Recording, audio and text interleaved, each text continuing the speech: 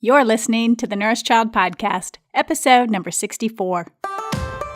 Welcome to the Nourish Child Podcast, a show about childhood nutrition, feeding kids, and dealing with the ups and downs of growing a healthy child. Here's your host, registered dietitian and childhood nutrition expert, Jill Castle. Hey there, welcome to the Nourish Child Podcast. I'm Jill Castle, your host, and you've tuned in to a show about childhood nutrition, feeding kids, and dealing with the ups and downs of raising healthy ones inside and out. Today, I am talking about eating disorders in boys. They are on the rise, as well as eating disorders in all children under the age of 12. But I have a special guest today by the name of Barbara Greenberg. I know Barbara from our mutual writing assignments for U.S. News and World Report for Parents blog. She writes for them and is a psychologist who specializes in adolescence. So she's coming on the show today, and I'm really looking forward to having her here because she gives a lot of insight about what an eating disorder looks like in boys, who's at risk, how parents can help their sons, and what to do should you be dealing with a child who might be developing an eating disorder. You can find today's show notes with all the links I mentioned over at jillcastle.com/064. That's 064 for episode number 64. If you think it's important to take care and great tact when feeding your son, make sure you share this episode on your Facebook, Twitter, or Instagram pages so more parents can find it and listen. Review and or rate or follow the Nourish Child Podcast in Apple Podcasts or whatever app you use to listen to this show. It pulls it up in rankings and makes it way easier for other parents, teachers, healthcare providers, and others to find the show and tune in. This episode of the Nourish Child Podcast is brought to you by the Nourish Child Project, a program for parents. Do you feel like you somehow missed out on the basic nutrition education you need to successfully nourish your child? I bet you did. Many parents strive to nourish their child well, but find themselves faced with challenges and questions. In the Nourish Child Project, you will get my blueprint for nourishing healthy kids inside and out. Here's actually what you'll get. A food system that includes a balance of all foods, not a restrictive meal plan or diet. A feeding strategy that is proven to be effective and nurturing to children, as well as ways to build healthy habits for now and into the future. Get the Nourish Child Project today by going to www.jillcastle.com/programs. Today I have Dr. Barbara Greenberg, a clinical psychologist and an expert on a variety of different subjects related to parenting, teens, communication, love, family, lifestyle. She's on the show today talking about boys and eating disorders. Dr. Greenberg specializes in the treatment of adolescents and their well-intentioned parents. She maintains a full-time private practice in Fairfield County, Connecticut, so she is just up the road from me. She is the co-author of Teenage as a Second Language, A Parent's Guide to Becoming Bilingual. She writes regularly for several publications, including the New York Times, Psychology Today, The Huffington Post, Yahoo Parenting, WebMD, and GalTime. Dr. Greenberg frequently shares her advice on a variety of shows, including Good Morning America, Nightline, Katie's Take with Katie Couric, CNN, HLN, and The Daily Buzz. So I am super excited to have her on the show today to help us understand what is going on with boys, their body image, their body dissatisfaction, and their potential and certainly reality of a growing incidence of eating disorders. So here's Barbara. Hi, Barbara. Welcome to the Nourish Child Podcast. Pleasure to be here. How are you today? I'm good. I'm so glad to have you on the show. And I know of you and your work through my connection with U.S. News and World Report, that blog for parents. I've seen your articles, and you wrote one about eating disorders in boys, and that really sparked an interest in having you on the show. So I'm really happy to have you here today. Yeah, I'm delighted to be here. It's a really important topic. Yeah, and you're in Connecticut, so you're not too far away from me, and you have a private practice. So I'm assuming that you're working with teens on a regular basis. Is that right? Oh, always. I ran an inpatient adolescent unit for teens for 21 years, and I've had a private practice for almost 30 years. So I see teens all the time. My specialty is working with adolescents. So all week long, I work with teens, and I've been doing it over almost 3 decades. So I've been able to see what has happened over time, what the trends are, and how kids present with different types of issues over the years. That's great. So let's talk about eating disorders in boys, because oftentimes when I'm talking around the country, I'll make the comment that eating disorders are on the rise in children under 12 and in boys. So is that true? And what are we looking at? It's absolutely true that eating disorders, while we primarily associate them with females, they're on the rise not only in females, but among boys and among younger children. So why do you think that's happening? Well, I think it's happening for a number of reasons. I think as anxiety levels are increasing among our kids in general, eating disorders, which are closely associated with anxiety disorders, are increasing as well. They coexist frequently, too frequently. I also think that there are a lot of social media pressures. So as kids are looking at social media images, they're feeling that that's exactly what they should look like. And there's also a concern that as we are talking more and more about eating disorders, perhaps they're becoming a bit normalized and our kids are seeing them as socially acceptable because of all the attention that they get. It also could be because mental health professionals are more aware of eating disorders, so they're assessing more thoroughly. Mm-hmm.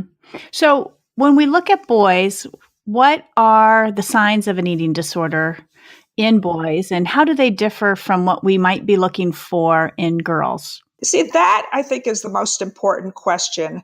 Girls usually want to become smaller and they focus on body parts that they feel are too large. Boys, on the other hand, often describe themselves as feeling too small and they want to become more muscular. In fact, 25% of normal weight males perceive themselves to be underweight, and 90% of teen boys exercise with the goal not to become slimmer, but with the goal of bulking up. So with girls, you see an emphasis on becoming smaller, boys, an emphasis on developing muscles. That's a tremendous difference. Now, I did read, in sort of learning more about you, I read an article or I saw a video where you talked about the Cinderella syndrome, That's I think right. it was called, where girls want to have smaller waists and they'll diet in order to do that. Now, is there any kind of sort of syndromes that boys you're seeing that are trending in boys? Certainly not the Cinderella complex, but probably what is similar to that is muscle dysmorphia. We know about body dysmorphia, where people hone in on a single body part and perceive it as being imperfect. And with boys, I like to talk about muscle dysmorphia, where boys obsess about not being adequately muscular. And then they move on to do things like take steroids, take supplements, becoming obsessed with going to the gym, looking at themselves in the mirror a lot, focusing on the size of their muscles and having six packs. So muscle dysmorphia is probably the equivalent of something like the Cinderella complex. Mm-hmm. And I find, when I'm working with boys, the irony is, particularly because I work with some athletes, the irony is that they want those, muscles to bulk up and be bigger well before they have the hormonal levels in their blood to really support, that happening. So it's ironic. I guess it's socially influenced. Would you say that? Absolutely. They're looking at images of celebrities and they're looking at images of all the social media images. I'm sure social media plays an influence here. I totally agree with that. Right. And hence steroids and supplements. Are those the biggest dangerous items that teen boys are using? Oh, I think so. I think that when they come in, they will list 4 or 5 different things that they bought in their local vitamin shop. Mm-hmm. And is that a red flag for you as a therapist? Absolutely. Once they start talking about all the supplements that they take, then I start doing a thorough assessment of how they're spending their days, and body image issues is absolutely a red flag. Mm-hmm. And so what are some of the other red flags that might tip you off for an eating disorder in boys in terms of, you mentioned how often or how they're spending their days? What do you mean by that? That's right. If they're starting to spend significantly larger amounts of time at the gym, that's one red flag. If they are eating habits are changing significantly, that's red flag number 2. For example, if they're cutting out certain foods and substituting primarily with proteins, that's third concern. Fourth concern is weighing themselves frequently. Also, how anxious they're feeling and perfectionistic. If you see the signs of anxiety, perfectionism, depression, that's a concern too. If your boys have been overweight at some point during their lives, that also is a concern. And try to find out somehow if they have been bullied, because bullying plays a larger risk factor in the development of eating disorders than what we previously thought or knew. Tell me a little bit more about that. Right. So kids love to bully anybody who's a little bit different because kids get anxious about anything that's different. So the kinds of things that kids will bully each other about are weight issues, physical appearance differences.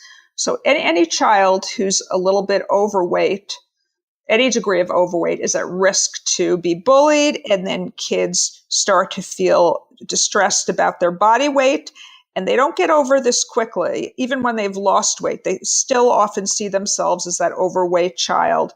So fixing, in their words, their body is a response to the bullying that they may even have experienced 5 or 6 years ago.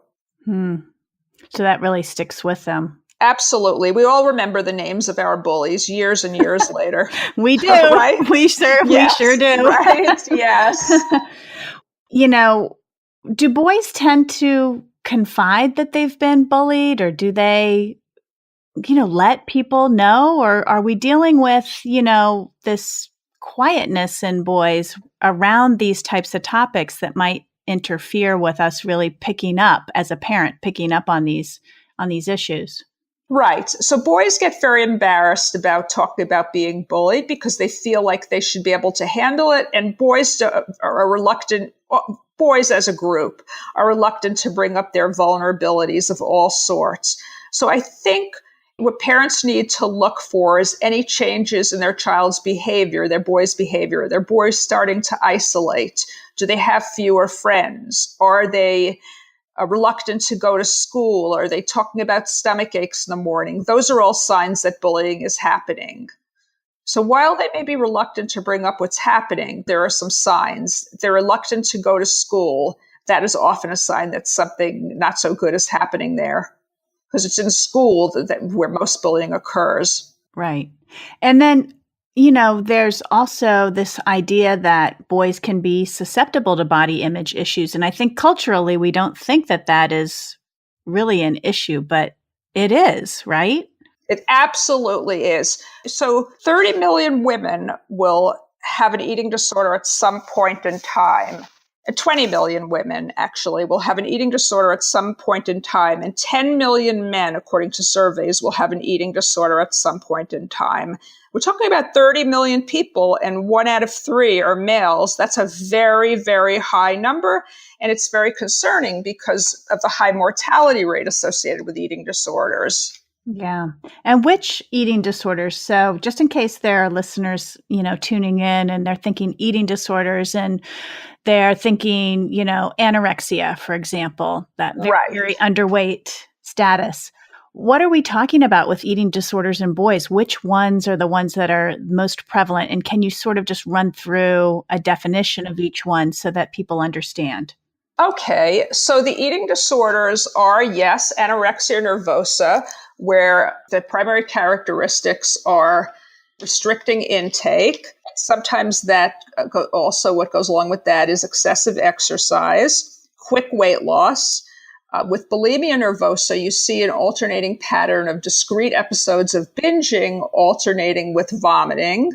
Then there's bulimia itself, which is binge eating, which is not followed by purging. And I think a big one also is body dysmorphia, where there is focus on perceived imperfections. That is a real problem. And like I said, with the boys, muscle dysmorphia, obsessing about the body being inadequately muscular. Is one of their leading characteristics. Absolutely, especially in teenage boys. Absolutely. That's the hot issue. Okay. So talk to me a little bit about body image in boys and how those begin. And I know there's probably an anxiety That's piece right. to that. But when are those seeds planted and how are they sort of cultivated over time in a young boy? So boys, like everybody else, engage in social comparison. So they will start, particularly when they enter puberty, comparing their bodies to the bodies of other boys. And perhaps they will listen to family members, fathers, mothers, about how they perceive their body. And that leads us into something important. It's really important how role models and parents think about eating and body weight. If there's a family history of tremendous focus on eating and exercise, that is not lost on our boys. I think parents really need to look at what they're modeling, whether or not they're criticizing their own body, and what the family dynamics around eating are. So around puberty, boys get very self-conscious. So boys start to engage in social comparisons when they enter puberty because their bodies are changing, which is very anxiety producing. So they look to other boys and they look to family members and they look to media images, which are available so much more frequently than they were, 20 years ago. The Mom and Mind podcast focuses on all things related to emotional and mental wellness during the transition to parenthood. Dr. Kat, psychologist and specialist in perinatal mental health, interviews parents about their journey, as well as the experts, advocates, and professionals who support people through more than just postpartum depression. Tune in to find out all the things you wish you would have known about mental health and parenthood before you have to find out the hard way. Find information and hope with Mom and Mind. What about dads? What are the influence of dads on boys? Because we have so much research and so much conversation about, moms and their influence on their daughters. What do we know about the influence of dads on their sons in this area? It's tremendous. If fathers are perfectionists about their bodies, that is not lost on their boys. And when I've done careful assessments, I identify eating disorders in the fathers, and these are not secrets. The kids always know that something is going on at home, and parents are not quiet about this. Their lifestyle, a father who's perfectionistic and spending all of his time exercising and not eating certain foods, the child picks up on that and often will model after that and perhaps take it to an extreme. Mm-hmm. I've seen that in my own practice as well, where parents are very keen on avoiding all carbs or working out every morning and almost bodybuilding for some of the dads. And I always worry and wonder how that will impact their children. And I think even just the family functioning around food and meals plays a role. I just, not too long ago had a parent contact me and say, my son is an athlete and I want him to be bigger, but how do I do that? I don't want him to eat any bread. And I thought, bread, that's a wonderful source of carbohydrate for an athlete, especially one who's growing. So I always wonder how, aware parents are of the things that they say and the way that they conduct their own lives and how it influences. Yes, I agree with that. I think it's what really needs to be underscored is parents are their teen children's primary role models. But parents frequently believe that their kids aren't paying attention to what they're doing, but it's really the opposite. Kids are watching you very, very carefully. Parents seem to believe that kids tune them out when they become teenagers. And while they may not be that talkative, they're certainly listening and taking mental notes. And parents really, I tell them that every single day, and they're surprised. Yeah. And the other thing that I see, Barbara, is, and I have teenagers of my own. I have 4 kids, 3 in college and 1 teenage boy still at home. And one of the things I see and have been seeing for quite some time now is that this idea from parents that once their children enter into the teenage years, they're hands off. It's like their job is done. They did it. They got to the teen years and they don't need to, talk about just important things. They don't need to serve meals around the family table. They don't need to engage frequently around some of these tougher topics, especially nutrition, or they're engaging in odd and weird ways. And, Right. And your kids need you just as much, if not more, when they're teenagers, just in a different sort of way. Maybe in a gentler sort of way, and you kind of take your cues from the child in terms of when they want to talk, but they need you just as much. Just the entry point at which you start talking to them is a little bit different and has to be figured, you have to play with that very gingerly, but they need you as much. And we know that kids need you every age, in their 20s and their 30s. Kids never stop needing their parents as learning sources. Mm-hmm. And I know I read that you have really spent a lot of your career sort of learning the language of the teenager. Oh, isn't that the truth? Yes. Tell us a little bit about that. Well, the myth is that teens no longer want to talk to their parents, or they no longer care what their parents think when they're teens. That's absolutely not true. None of the research or clinical evidence bears that out. Kids do want to talk to their parents and do want their parents to be involved. They'll never tell you that, because that would be perceived as very unteenage and very uncool. But they want their parents to be attentive. They want their parents to give them positive feedback. They just are less talkative and they hold back more because they're more self-conscious and they're trying to figure out who they are. But parents just need to find times when their kids want to talk, maybe take walks with them, maybe take drives with them. But rather than asking them questions like, how was your day? That's a real turnoff for kids. It's too broad. And at the end of the school day, the kid's day is not over yet. So they really can't answer that question. So what are good questions for parents to ask their teenagers? So, for example, if your child, teens tend to like indirect questions better than direct questions because it gives them more of a sense of control. So if your child goes to a party, asking a question like, how was the party? Is too direct and it's too general. So something that would be received in a much better way would be like, did you find your way to the party okay? Were there a lot of people there? Rather than how was the party? Ask gentle questions, and then once you get your kids talking, listen to them and don't interrupt. Parents get so excited when their kids start to talk that they start to interrupt, and that's one of the number one complaints of kids, that their parents interrupt and take over the conversations. That's a really good point. Yeah. I think that's really common. I've probably done that myself. Yes, we've both been there. But if you actually sit back, and even if you're starting as a parent to get anxious because you want to know more details, if you remain calm, even if you have to fake it, they will start spilling, especially when they're tired at night. That's when they love to talk. Yeah, those are all great points. I'm sure the parents who are out there listening will love to hear some of this advice from you. I hope so, because the kids really do need them. Yeah, they do.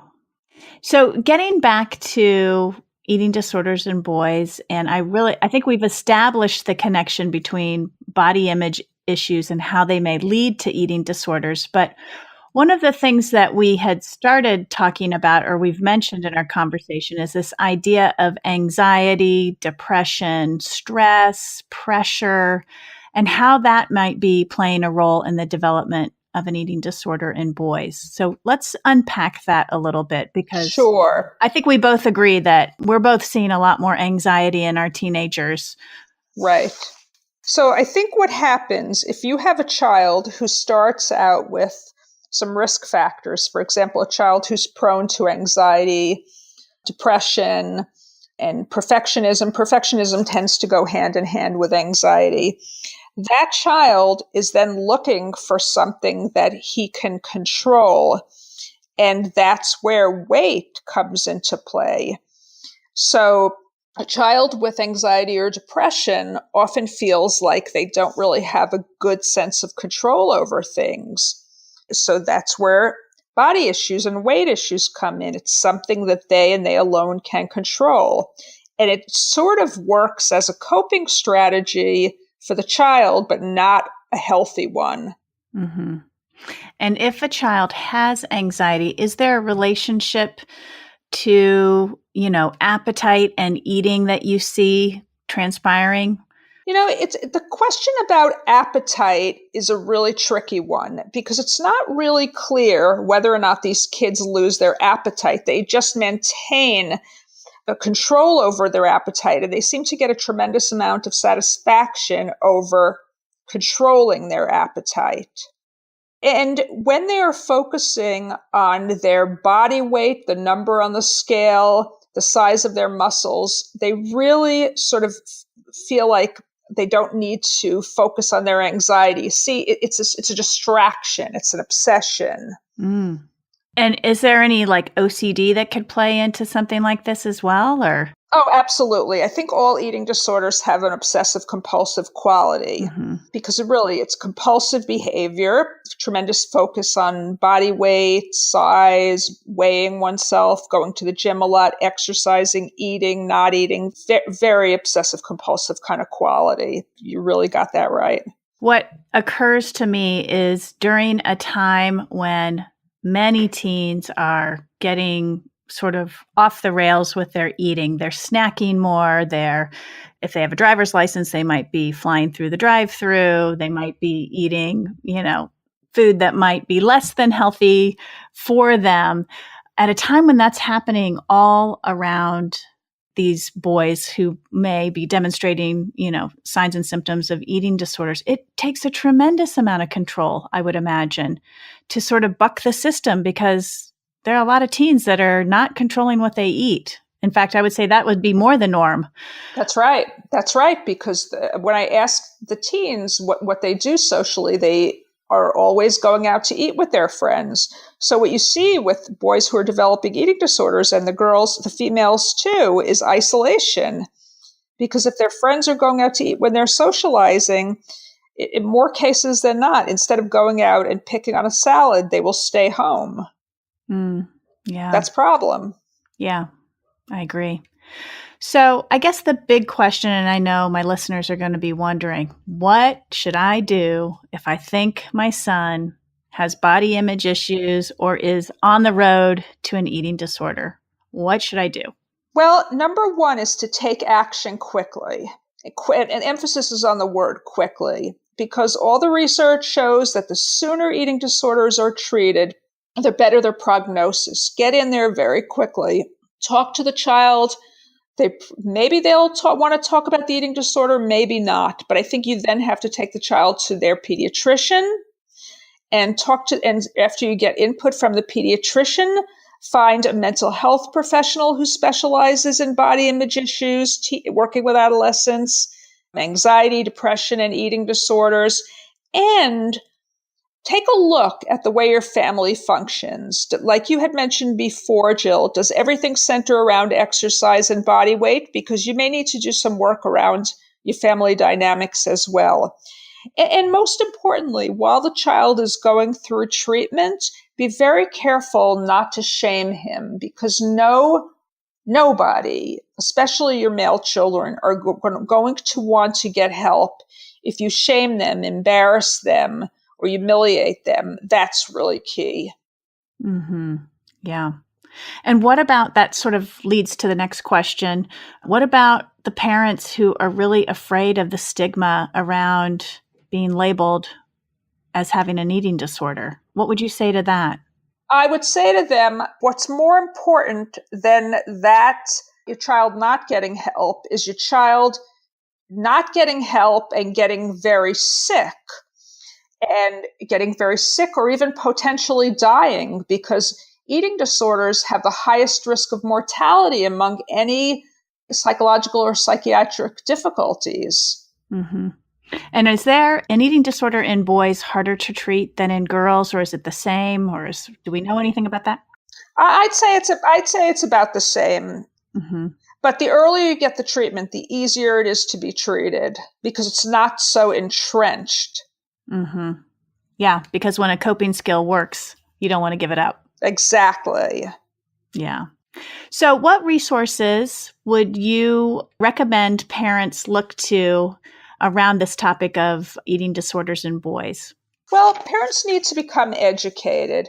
So there are at least two websites they could look at. They could look at NEDA, which National Eating Disorder Association has a lot of good information and a lot of good phone numbers that you can call. And National Institute of Mental Health also has a very good website because parents need to get educated and probably be part of the treatment as well because they can help their kids in recovery. Mm-hmm. Well, this has been wonderful information, Barbara. Where can my listeners find you and read more about what you have to say about eating disorders? Oh, they can go to my website, which is drbarbaragreenberg.com. And I have it, so it's drbarbaragreenberg.com. And I have all kinds of articles and TV appearances about all kinds of issues around adolescence. Wonderful. Barbara, thank you so much for coming on the show today. I really appreciate your time. Oh, it was a pleasure, Jill. Thank you for having me. You are welcome. Thank you for listening today. I'm Jill Castle, and the purpose of this podcast is to help you nourish your child, your son, your daughter, no matter who he is, what he does, or where he falls on the growth chart. The purpose is to help you nourish that child inside and out. You can find the show notes for today over at jillcastle.com/064. Please consider joining my Facebook page, The Nourished Child, subscribe to my Monday morning newsletter, and subscribe to this show so you can get a notification every time I release a new one. Again, thanks for joining me today. I'm so very glad to connect with you. Please be sure to give the child in your life a loving squeeze today. Bye for now. Thanks for listening to the Nourished Child Podcast, where the #1 goal is to help you grow a nourished child inside and out.